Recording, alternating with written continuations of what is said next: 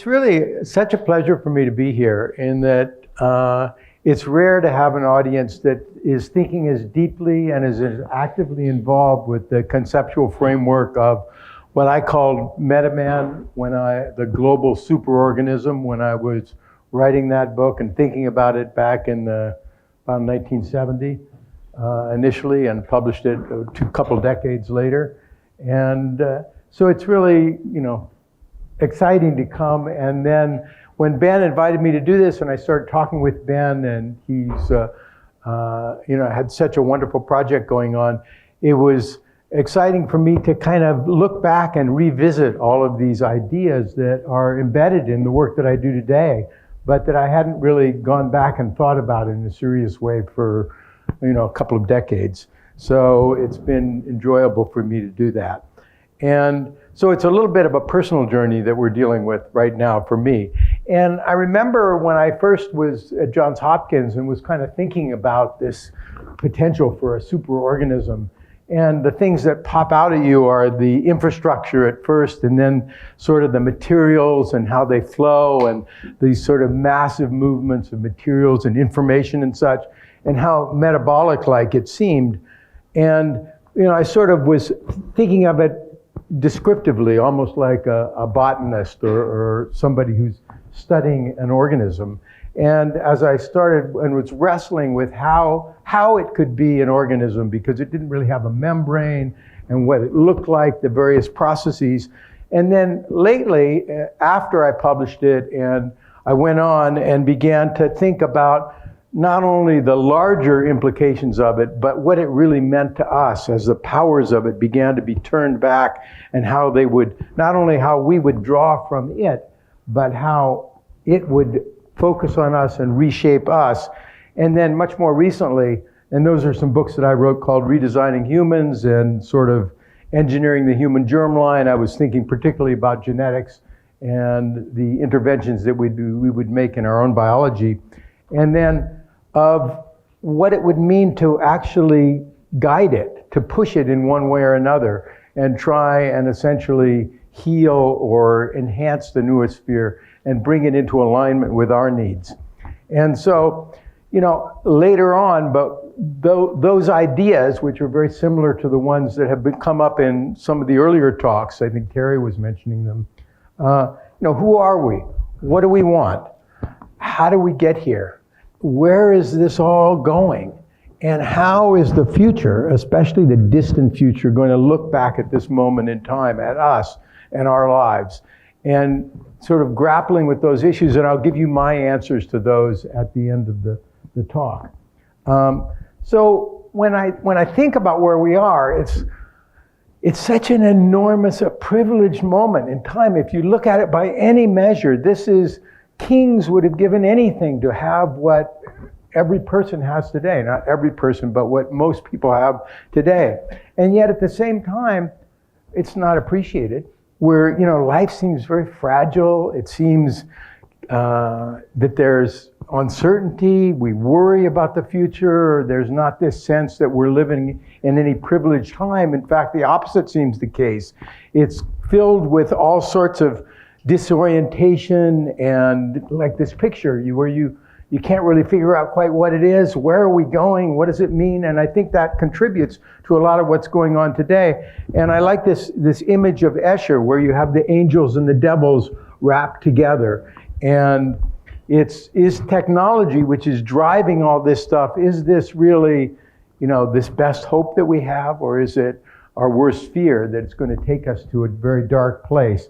And I think of the yin and yang here, of the constant conflict between chaos and order, that you can't get away from it anywhere. It's that line between black and white there.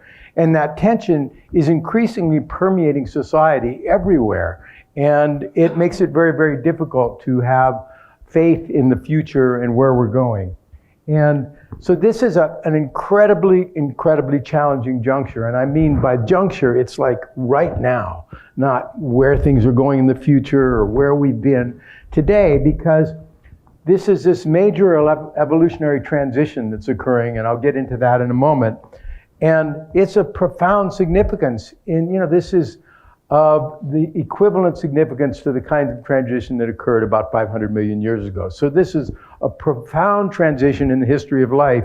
And we have all of these technological possibilities that are exploding that seem to be able to create anything we would want almost. And at the same time, you have all the divisiveness and all of the social divisions and all of the sort of chaos that's around us and incredible distrust. And so we take the two sides of this.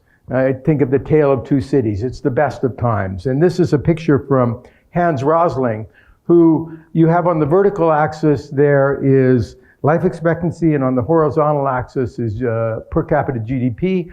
And so you don't want to be in the lower left-hand quadrant. That's kind of poor and unhealthy. Where you want to be is up in the upper right-hand quadrant, which is affluent, wealthy, and healthy. And so this was 1954 is this image here. And the color coding is for various countries in different continents and such. And 60 years later, here's where we are. So the whole world has moved up into the upper right-hand quadrant or close to it, including African nations everywhere. So that's an amazing thing.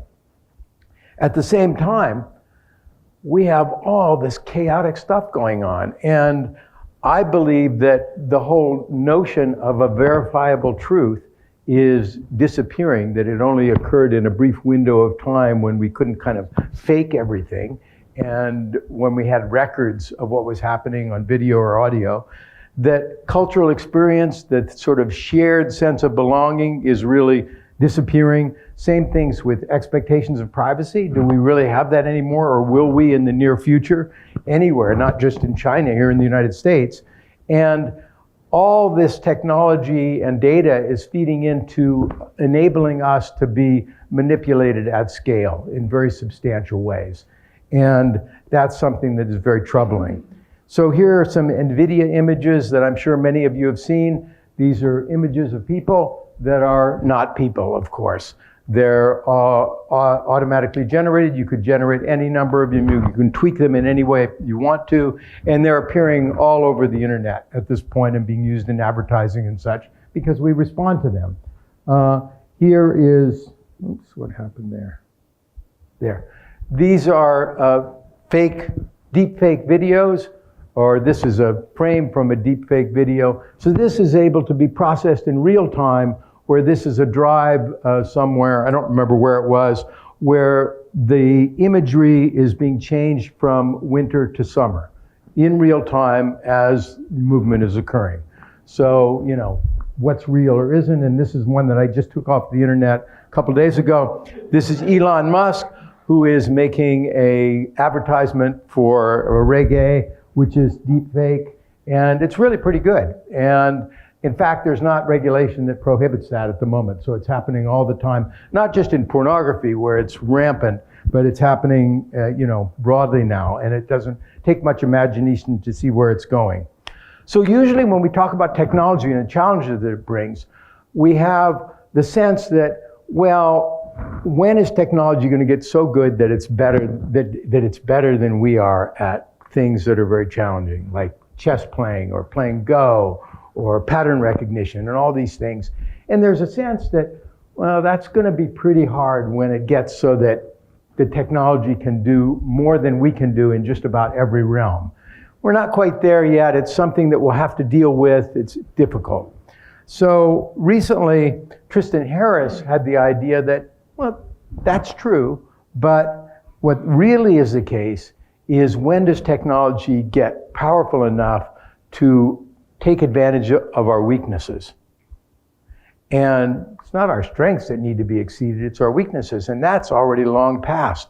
That's why we have, it's not an accident that we're addicted to we go down rabbit holes on the internet. We have active forces that are taking advantage of every aspect of human mentality in order to take advantage of us, or drive us to purchase things, or drive us politically, all those sorts of things. And so that's the world that we're living in, where that manipulation at scale can occur. It makes us very hackable, and it's just getting increasingly the case where software is understanding our behavior better than we understand it ourselves, and is of course driving that behavior in one way or another. So Let's just step back a little bit. Like this image of the Earth from the moon was sort of somehow resonant with us because it gave us a new vision of where we are. And I think that we really need to look at take a macroevolutionary perspective. At least that's the way I interpret the world and what's going on. And I think it illustrates things. And I think that the last large breakthrough, and you can parse these things in various ways, but this is one that I like a lot, is that simple biology, just cells and tissue, came together with simple non-biology, the calcium carbonate, the calcium phosphate, that went into making up skeletons and shells. And that's what made possible the large life forms that exist today and the complexity that attended that. So it was that union of the biology and the non-biology that is what sort of gave the burst of all of the things that have led to us today. And what's going on today is that in just this instant in time, complex biology, in the form of our cerebral cortices, all aggregated together in various ways, is coming together with complex non-biology, all of the various advanced chips moving very, very rapidly, and that level of what is advanced is evolving as we speak and is forming this planetary superorganism that really exists right now. We don't see it, but very, very dimly. It's not surprising. I'll talk about that in a moment. But that is the major evolutionary transition that's occurring. And we're in the midst of this birth. And that's what I called Metaman. It's actually an organism. It's not a metaphor, although it's a metaphor, but it's more than a metaphor. So this is a huge transition. It's underway right now, and we're in the middle of it, and it's already altering everything. Our concepts of who we are, of why we're here, what we're doing, our sense of meaning, all of these things in those questions are shifting. The whole global economy is changing very, very rapidly in a matter of decades, and it's transforming our lives at a profound level. And another way of looking at it is that we're breathing a level of complexity into the inorganic matter, the sand at our feet, silicon dioxide. We're breathing a level of complexity that rivals life itself. And that's an amazing thing, because what we're doing is we're animating the inanimate world around us. And that is a transition in the history of life that we're never going to go back from that. We're creating life in a sense.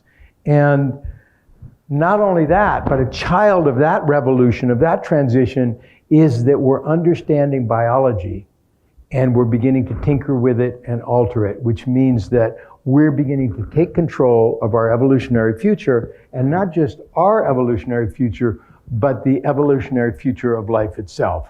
We're domesticating things, we're manipulating them in all sorts of ways.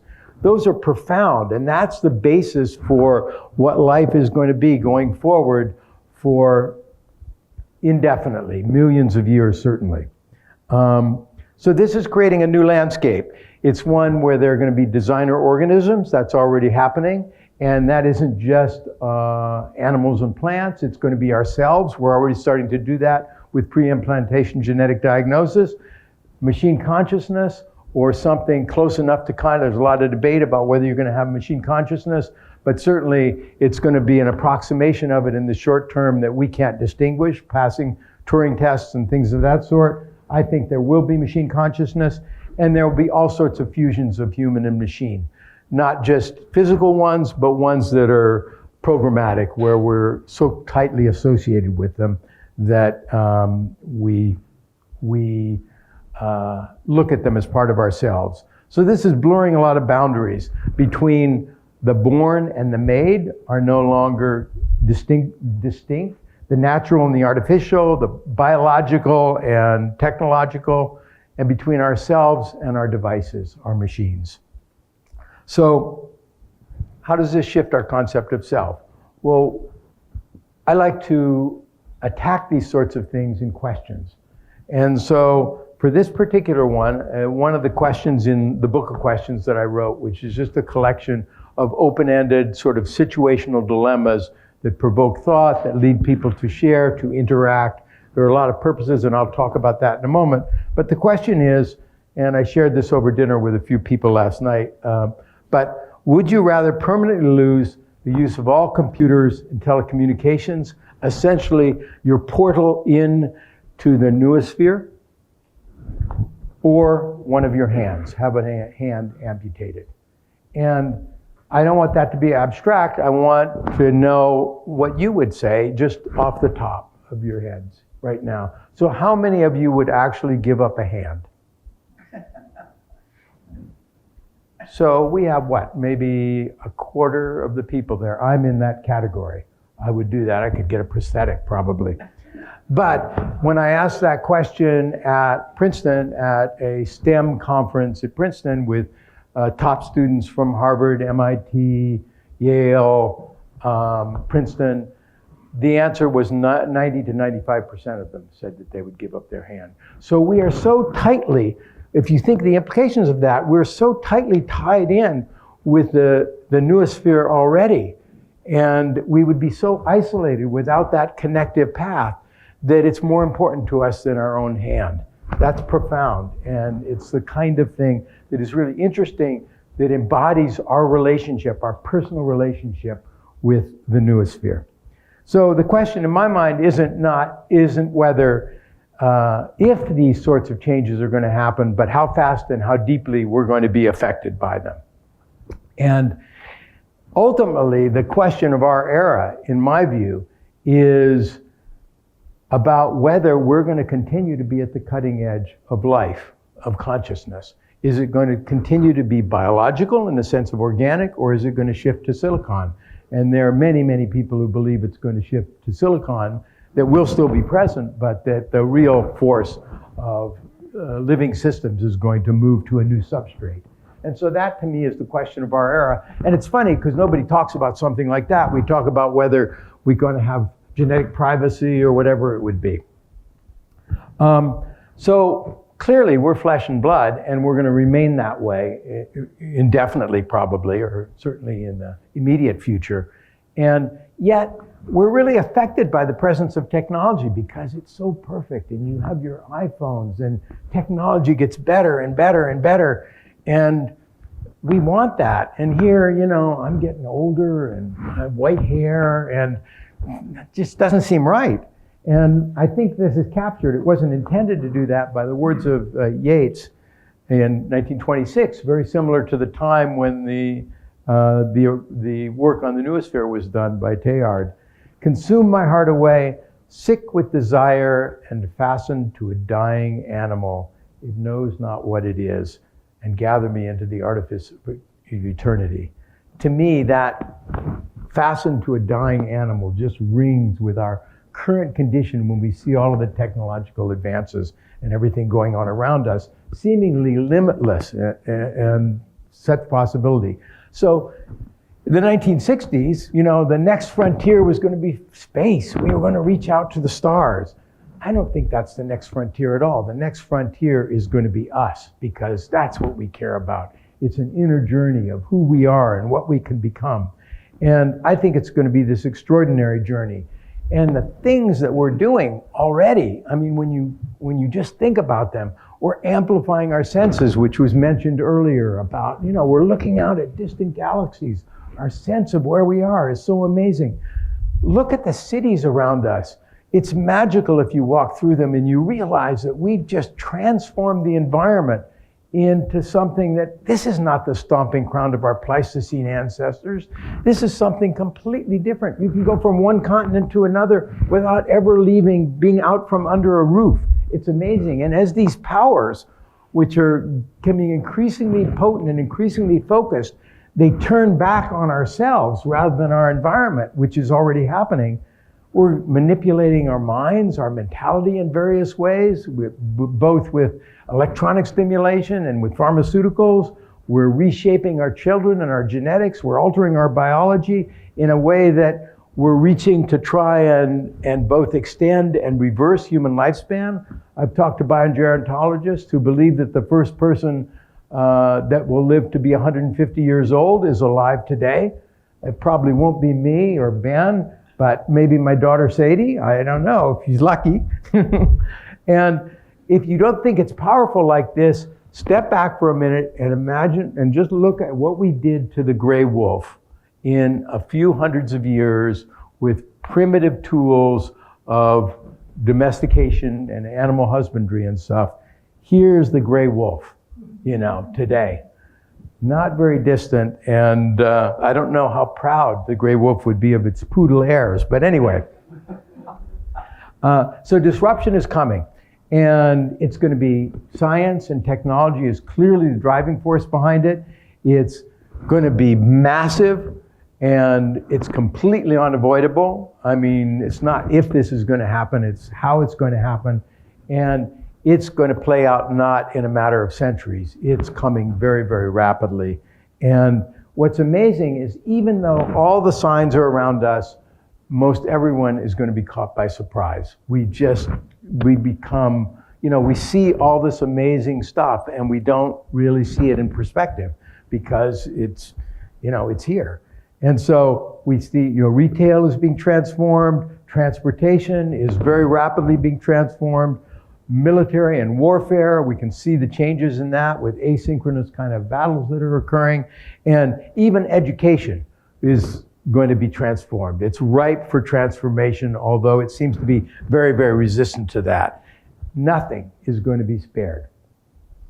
So I look back and say, well, how did we get to this place? And clearly it's evolution, and as has been pointed out previously, we have a lot of, the story is we all see it. It's very simple. It's reproduction, variation, and differential survival. And that is just happening again and again and again over time, and it creates amazing differences. The thing that's important to realize, though, is not only are there amazing differences that occur through the evolutionary process, but the process of evolution itself evolves and it gets more rapid. And that's the real story here, is the process of evolution itself, which is changing. An example is sexual reproduction, of course, which first appeared about 2 billion years ago, and is very powerful, clearly. It's everywhere now, from earthworms to Japanese beetles to it's under the oceans, it's even in the air, and of course, primates as well. So that has shifted to something that's many, many orders of magnitude more rapid, which is social evolution, especially in conjunction with technological evolution, which is even faster than social evolution. Combine those two together, and we're getting things that are moving at who knows how many orders of magnitude, but somewhere between 10 to the 6th and probably 10 to the 10th times as fast. And that's the path that we're on today. And I believe, again, you can parse these things slightly differently, but I believe that the story of evolution boils down to a few steps and then amplifications and refinements of those stages, steps to different levels of organizational complexity.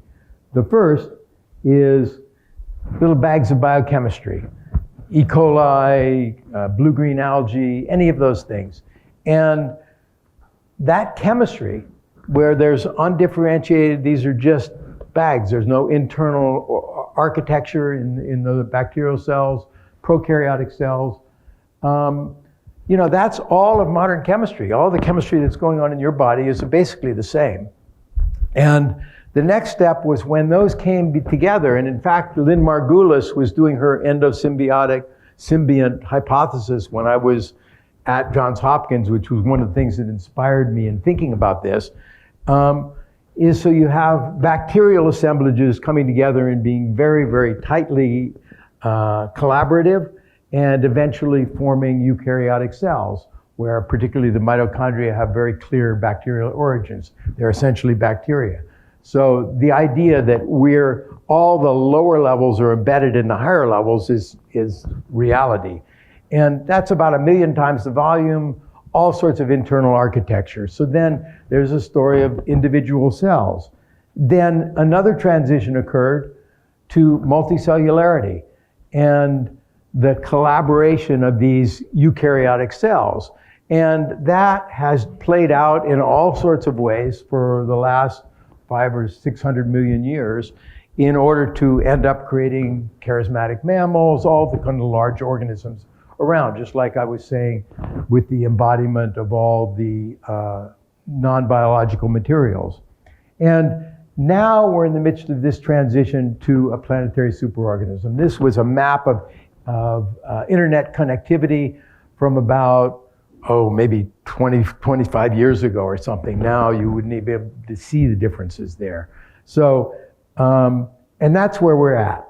And to me, this structure that I've called Metaman or the noosphere, however you want to refer to it, is we can sort of see it, but only through its own powers. In other words, as individuals, we would never be able to see it at all. And so it is not metaphor, it's a real creature. And I go into that in detail in the book that I wrote where, it has the internal networks, it has the circulatory systems, it has digestive system, it has the nervous system. It doesn't have an external membrane, but it doesn't need one because that just creates a homeostatic environment for lesser components of it, but they have their membranes, so it's not needed. It's throughout the biosphere. And the similarities between other superorganisms are kind of fun to look at. This is New York, I could have done Hong Kong or any major city, so scattered everywhere. And they really do look kind of like the superorganisms of termites or such. Of course, they have orders of magnitude more individuals. They have the individuals have orders of magnitude more complexity. The level of the bandwidth of communication is many orders of magnitude higher, and the rate of communication is many orders of higher. So, just on a rule of thumb, you'd have like 10 to the 15th or 10 to the 20th more potency, and it's getting stronger and faster by the moment. So, the idea that we don't really know what's going on, I think about it in terms of the cells in our own body, where here you take a little amygdala cell and in the brain, and it's going, I'm happy, I'm doing it, whoosh, that was great, I'm gonna do that. So it's just doing what it does. But what concept does it have of the higher processes that it's a part of? It thinks it's just free to engage. It doesn't have any sense of what fear is or any of the higher stuff. So I think there's a little bit of that going on. And now I want to turn to healthcare because I've spent a lot of time working on next generation healthcare, and I think it has a lot of kind of very useful lessons for us and things that it can tell us about the way we deal with technology and how we see it, which are important in other realms as well. So the key points that I'm going to bring out here are, first of all, that these visions of what we can do with technology are super, super seductive. I mean, we think it's easy to kind of ignore the human component and think that engineering is going to solve things. And you can see very clearly where we're going, and it doesn't mean that there's a short path there. We usually underestimate how long it'll take. Often we underestimate anything that's a matter of 5 to 10 years, and how long things will take, and we overestimate how rapidly we'll be able to do it, and we underestimate how far advances will occur when they get out a generation or two, because we don't see the breakthroughs that are coming. And then how important human behavior and lifestyle and human weaknesses are, because they sort of create upper limits for these kinds of transitions, and they're very hard to reshape. So when you look at medicine, I mean, there's no question that we've really made enormous progress. Just to look at these images of smallpox or something are, something that we certainly don't come into contact with and are a little shocking. And they're extraordinary possibilities when you start looking at medical technology that's around in terms of systems biology, in terms of sort of telemedicine, in terms of our possibility for imaging, and all of these individually are cohering to make it possible to really create amazing changes. But as somebody who's worked for probably 5 years at Mount Sinai trying to bring about next generation healthcare, it's not clear that the dawn of a new form of healthcare is really as close at hand as you might imagine. So the vision of that, which I said is seductive, is, here's life. These are the different colors or the number of chronic diseases that you have at different ages. The ages are along the lower axis, and the y-axis is the percentage of the population that has that chronic disease. And if you're lucky and you have good genetics and you have good lifestyle, then you may go a long way, like Ben, with very little in terms of chronic diseases and such. Or if you're unlucky or you have poor lifestyle, you end up as kind of a mess as you get older. And the promise is that you're going to move those envelopes out so that people survive in a very active state for a long time, and they actually live longer, perhaps significantly longer. We have our personal communication portals. We all have them. And somebody mentioned earlier about the fraction of the population that has those. What was it? 7 billion cell phones. The global communications network is here. It's getting better all the time. We have sensors that are passive. I use this ring. I can monitor my sleep. I can monitor my heartbeat. I can monitor my heart rate variability, all of these sorts of things. I used to wear a monitor for glucose monitors. I was checking all sorts of stuff, carrying around batteries in backpacks. And we can even do it passively. If you take your cell phone, just by the way you're using it, your keystrokes, your tone of voice, you can find out all sorts of things about your emotional state, about your cognitive situation. You can do all sorts of things like that. And of course, there are a lot of AI learning algorithms that embody, what individuals are creating and help us to make sense of large amounts of publications and sort of separate out the wheat from the chaff. We can do data integration, no problem with that. We even have conversational interfaces. This is IBM Watson playing Jeopardy, which was able to respond very, very quickly to natural language questions. And we've developed fancy tools to do gene editing and such, CRISPR-Cas9. We do a lot of modeling. So all of these things are moving forward in a very, very strong way, including all the masses of data that we need from the exposome, all the omics, the epigenome, the microbiome, metabolome, proteome. That's what we were doing at Mount Sinai, taking just enormous amounts of data, capturing it about the individual, trying to analyze that, make sense of it, and use it to prevent disease and to increase wellness. So let's go back there. So all that kind of data comes together, but it isn't really all that useful. I mean, the question is, how real is that vision? And I could give several examples, but I'll take the example of Alzheimer's since I'm working with that community of caregivers in that community with the next project I'll talk about. But the headlines about Alzheimer's in 2000 were, there's almost a cure. It'll be here soon, in a matter of years. 2010, there was nothing. 2022, this year, there was finally a little bit of possibility with the results on lecanemab, but they're marginal.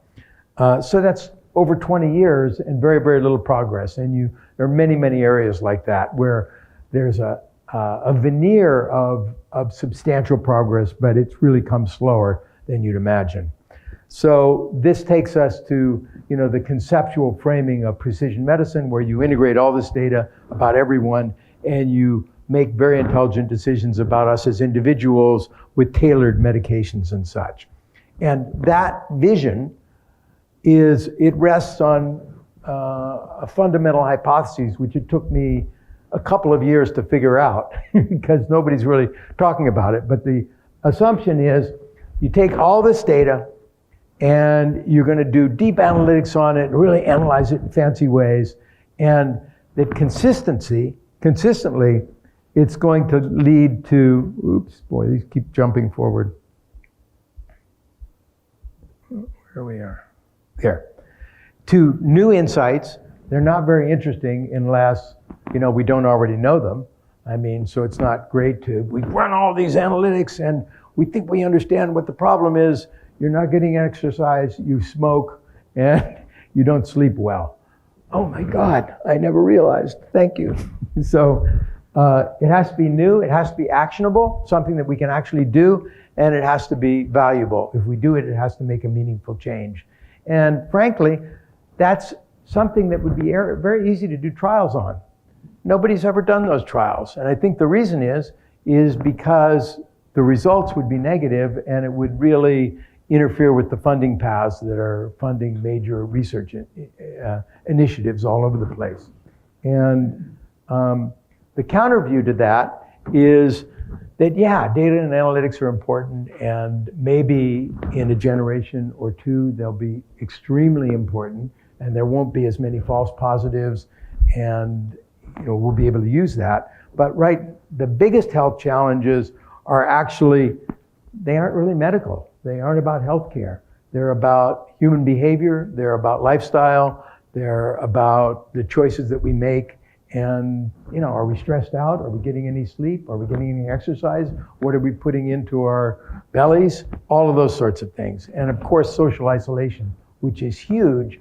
And when Terry was talking, I was realizing that that's probably, that obligate interaction is probably why there are all of the mental illnesses and such that occur when people become socially isolated, which is what's happening at scale in the world today. So all of those things that are the lifestyle issues, all interconnected, complex weaving of them.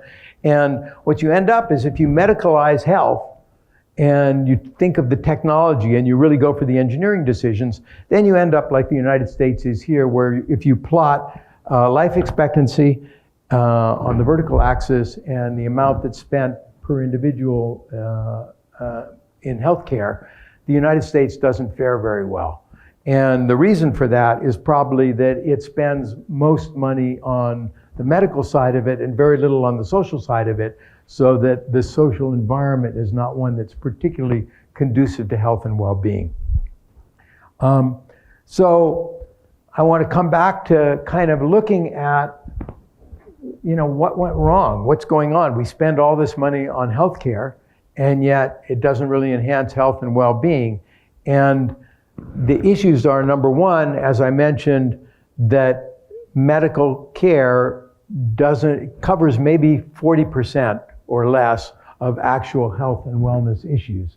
So if you had perfect medical care, you'd still have huge amounts of issues that are associated either with genetics or with lifestyle. And the second, and this is really important for where we're going with the noosphere and thinking about technology in general, is that technology delivers the things that we strive for, but it doesn't satisfy our human needs. And that's going to be, I think, the biggest problem that we face going forward into the future is, we think that achieving things is what the end is, where it's the striving that probably is the end and has been built into our evolutionary sort of constitution. And, this is about our normal hominid drives that we have. Something's wrong, though, because here are all the overdoses that are occurring, and they just are steadily going up. So these are essentially suicides, and you have many, many other indices that are similar. And it's not just with COVID that's happened. This is increasingly, suicide is an increasing problem. And it's kind of interesting, the paradox of that in the midst of the wealth and riches and abundance that we have today. And you can see that in terms of social engagement. And we were talking about social isolation. Well, you go on to social media, broadcast social media, one-to-many, and actually it's designed with no conceptual knowledge or no inclusion of information about who we are as primates and what's important to us. You don't form intimacy in large masses of people. That's for war, that's for mobs. It's small family units or tribal units. That's where you form intimacy and connection. And I love this quote by Myra Burke. It's a lonely business wandering the labyrinths of our friends and pseudo-friends' projected identities, trying to figure out what part of ourselves we ought to project. And that's kind of this very inauthentic interaction that a lot of research has shown leaves people feeling more socially isolated than when they started. This is a fun example, I think, is fruit, sweets.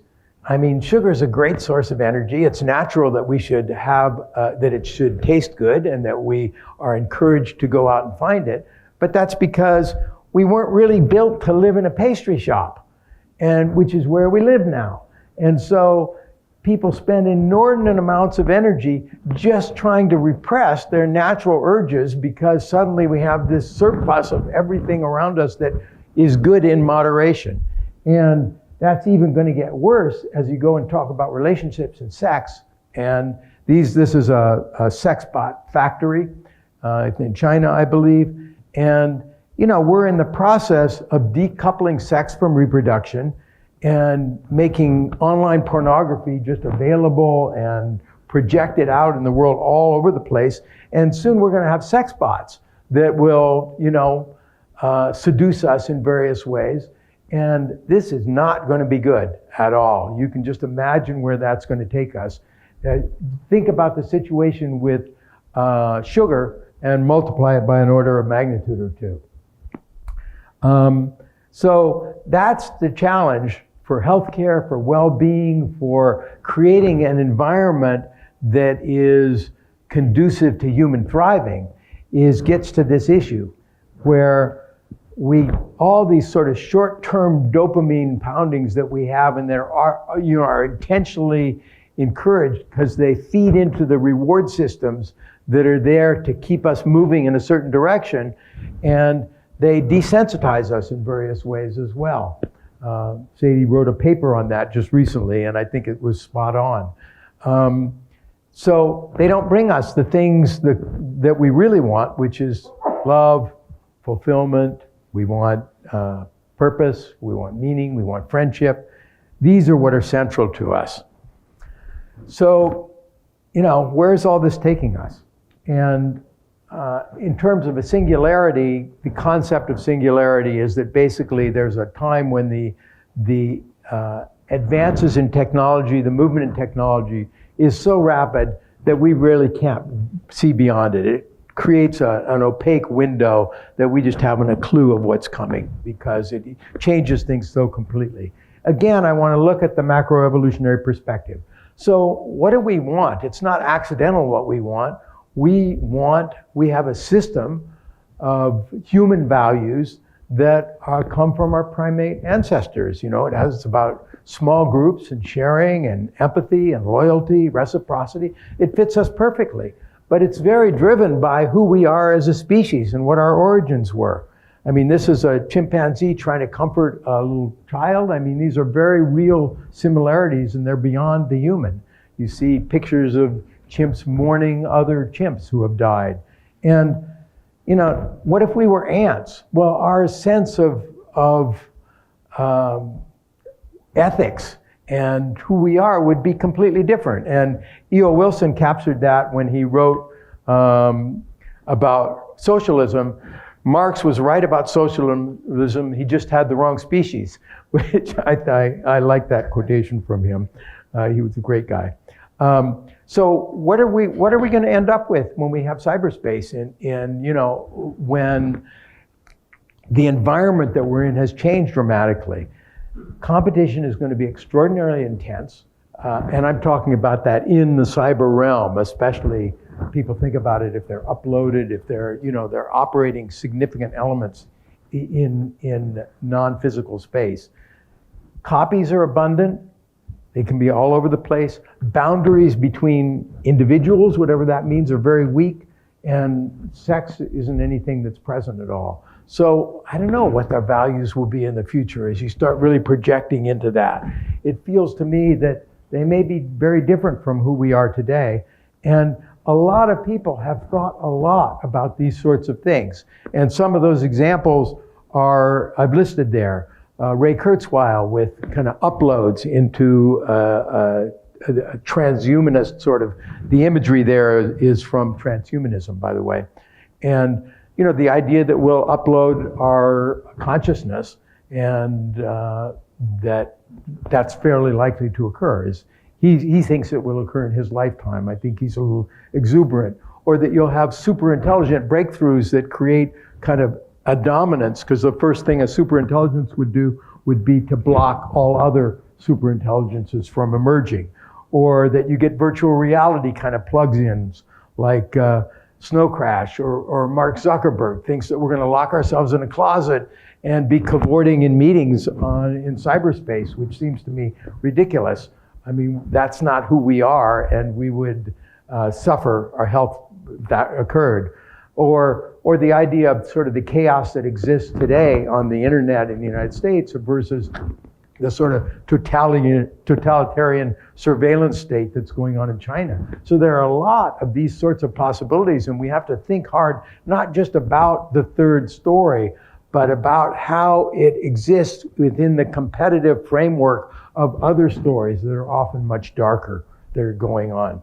And so that got me thinking a lot about how we can sort of reshape and heal or align the noosphere with who we are and with what we need. And the first thing is to really understand ourselves and to be real about it, not to make up some story about what we want and what we don't want. And it's got to be a technological solution, and it has to be massively scalable, because otherwise it will just be washed out by the advances that are going on in technology. And so I started thinking about the most fundamental thing is human connection, I believe, and that's kind of built into who we are, and we just do not do very well when we're not connecting. And we have forces that are not passive, that are getting us to fight with one another, because you make money that way. Time on application goes up if you're screaming and yelling all the time. And so we need better ways of connecting, and the challenge is to sort of sift social communication from division, from self-promotion, from alienation, from divisiveness, to something where it's about understanding, about collaboration, about a new way of engaging socially. And I took these kinds of questions that I alluded to before, and I repurposed them and started thinking about them in ways that they could be moved into an online environment in small group clusters where of 2 people to 8 people or so interacting about them, and they're used as catalysts for discussing and engaging around particular topics, particular ideas, and mostly just about engaging one another. And there's a lot of research that shows that this is a very, very effective way of achieving closeness and intimacy. And we could talk about that at a later point, but I don't have time to right now. But basically, it allows you to develop that sort of sense of connection, and this is an image from the application that we have, where you can sort of choose different questions. They get served up to small groups of people, and they bring connection, intimacy, engagement, trust, and a way of focusing on particular topics. So for instance, if we're going into working with a community of those who have chronic diseases, or those who are caregivers of Alzheimer's, people with Alzheimer's or other dementias, well, there are things that they would really be happy to have discussed if they were able to discuss them and think about them, like advanced care directives or what it means when a person goes wandering about. But there aren't mechanisms for entering into those discussions in very easy ways and escaping the natural sort of boundaries of conversational interactions. So we go a step further and we take people's responses, de-identify them, and build a map of human identity that isn't about what we buy and what we browse and what we our pulse rates or amount of sleep that we have, but about who we are, what we care about, what's important to us, what our aspirations are. It doesn't exist, that kind of a model, because it's not so easily monetizable. Although, in fact, those kinds of understandings will be very, very valuable.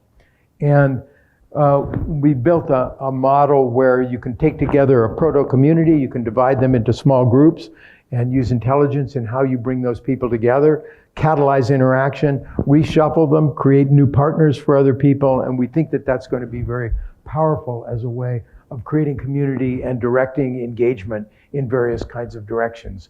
And the hope is to make that very, very scalable, because it's quite, the possibility of being quite viral is clear there. And we're doing this in a variety of applications. Primarily, the initial ones are going to be in healthcare or in caregiving and in chronic diseases, but it goes into education, which I've talked about with several people here, and into all sorts of areas, including the kinds of things that we're doing, propagating. So I'll return to those initial questions, and this will wrap it up for me. I'll just give you my answers to those questions. And that's, who are we? Well, we're primates. That's pretty clear. And we've also, almost godlike, we've become the agents of this unprecedented and profound transition in the history of life, an evolutionary transition that has given us kind of a feeling for that higher level existence from the possibilities of that and understandings that we would never have as individuals. What do we want?